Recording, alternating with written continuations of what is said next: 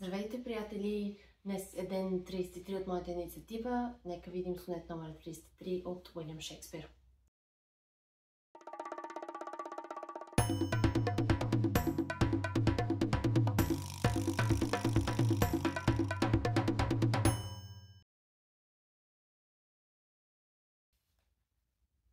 Аз дни съм виждал слънцето, когато над билото подало бодър лик, ливади и реки превръща в злато с изкуство на небесен алхимик.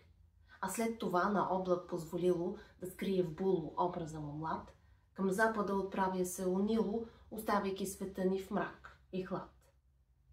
Така и моето слънчице сияйно огря ме с топлик благословен, но щастието беше краткотрайно. Ах, облакчер затули го за мен. И все таки духът ми не унива. Игрите на слънцата са такива. Сонет 33 е един от първите, в който се вижда раздалечение от младия красив мъж, към който иначе те са обърнати, адресирани. И мисля, че това ще се разкрие в малко по-нататъчните сонети. Но тук със сигурност имаме показана дистанция. И разбира се, нямаме директно обращение към младия мъж. Дистанцията може би най-вече се подразбира във втория и третия катрен, когато се описва облака позволил да скрие в було образа му млад, как когато се оправя към запада оставя света в мрак и хлад и как подобно моето слънчице сияйно ме огря с топъл лик, но краткотрайно е било това щастие, защото облака черен го е затулил.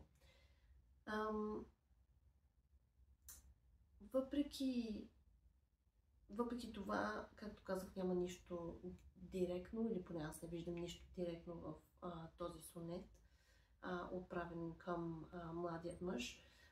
По-скоро се набляга отново на пътят на слънцето като една метафора. И вече в дистиха имаме две неща. Първото е неспирният цикъл на слънцето и предполагам цикъла на живота и повторяемостта. Другото е, че духът на поетът все пак не е сломен, въпреки че има тази дистанция между него и слънцето му, така да го наречем.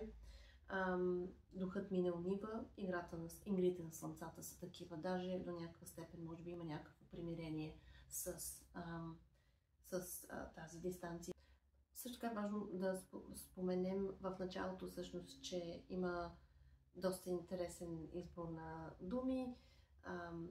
Слънцето, когато над билото подало бодър лик, имаме реки и ливади превърнати в злато с изкуство на небесен алхимик. Т.е. тук действително има един празник на слънцето, празник и може би на младият мъж, ако го приемем за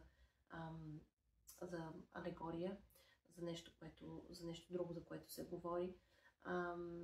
Доста свежо започва този сонет в сравнение с някои други. Но пък за сметка на това, както казахме, компенсира във втория и третия катрен, когато се говори, че това сияние е много краткотрайно всъщност. Толкова за сонет номер 33. Ще се видим в следващото видео с сонет номер 34.